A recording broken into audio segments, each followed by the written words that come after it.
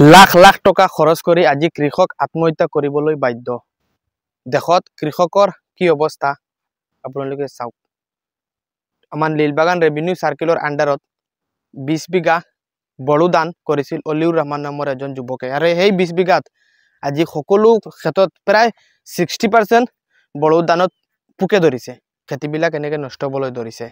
আজিৰ দিনত আমাৰ কৃষি বিভাগৰ কোনো দায়িত্ব নাই নেকি?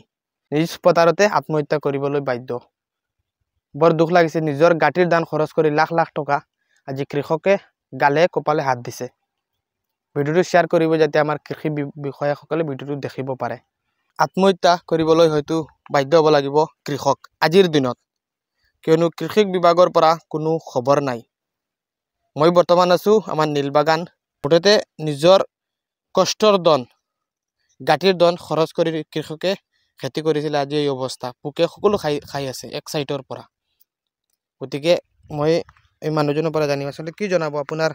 গোটেই খেতিখিনি দেখিছোঁ পোকে ধৰি লৈছে, কোনো উপায় নাই। পোকে ধৰিছেতো, ধৰাৰ পিছত আমি কৃষি বিভাগৰ লগত 2-3 বাৰ যোগাযোগ কৰিছোঁ, ফোনতো যোগাযোগ কৰিছোঁ, কিন্তু আজিলৈকে কৃষি বিভাগৰ পৰা কোনো ৰেছপন্স পোৱা নাই। এনে আমি সাৰ দোকানৰ পৰা সাৰ দোকানীৰ লগত আলোচনা মৰ্মে আমি ঔষধ মাৰিছোঁ, মাৰিলেও ঔষধে আজিলৈকে কোনো কাম কৰা নাই। খেতিখিনি এনেই নষ্ট হৈ আছে। যোৱাকালি এজন কৃষি বিষয়াৰ লগত কথা পতা হৈছিল। তেওঁ কৈছিলে আপোনালোকে আগতে যোগাযোগ কৰিব লাগিছিল। খেতিৰ ইঞ্চুৰেঞ্চৰ বিষয়েও কৈছে।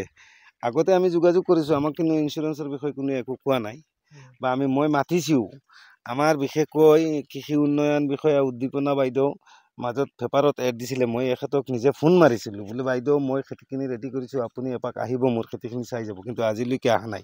মই 3-4 বাৰ ফোন মাৰিছোঁ। ইয়াৰ পিছত কৃষি ৰেজিষ্ট্ৰেশ্যনৰ কামতো বাইদেউক আমি ফোন মাৰিছোঁ, কোনো ৰেছপন্স নাই। আমাৰ পুৰণা এজনী বিষয়া আছিলে আলতাফ হুছেইন ডবকা, পৰহি মোৰ দাদাই লগ পাইছিলে, কৈছিলে এনেকুৱা কথা বোলে আপোনালোকে ইঞ্চুৰেঞ্চ কৰা নাই নেকি? আমি ইঞ্চুৰেঞ্চৰ বিষয়ে নাজানোৱেই, আমাক কোৱাও নাই। আমি ইমানবাৰ যোগাযোগ কৰিছোঁ যে ইঞ্চুৰেঞ্চ কৰক, খেতি কৰিছে আপোনালোকে নিজৰ গাঁঠিৰ ধন ভাঙি। আজি আমাৰ এই দুৰ্দশা, কাক কম, উপায় নাই। মানে পোকে দেখোন প্ৰায় 30%, 50% নহয়, 80% নাই, 80% নাই, পোকে ধৰি লৈছে। নাই। আজি ধৰক মই খেতি কৰিছোঁ, মোৰ নিজৰ গোটেই বছৰত খেতি বাতি কৰি যি অলপ জমা কৰিছিলোঁ সেইখিনিৰে আজি মই খেতি কৰিছোঁ। মোতকৈ আৰু দুখীয়া কৃষক কোনোবা হ'লে আজি এনেকুৱা দুৰ্দশা হ'লে আত্মহত্যা কৰিবলগীয়া হ'ব পাৰে। গতিকে মই কৃষি বিভাগক অনুৰোধ জনাইছোঁ, আপোনালোকে অতি সোনকালে আহি মোৰ খেতিখিনি চাই উপযুক্ত ব্যৱস্থা কৰি দিয়াৰ কাৰণে মই কৃষি বিষয়াক অনুৰোধ জনাইছোঁ।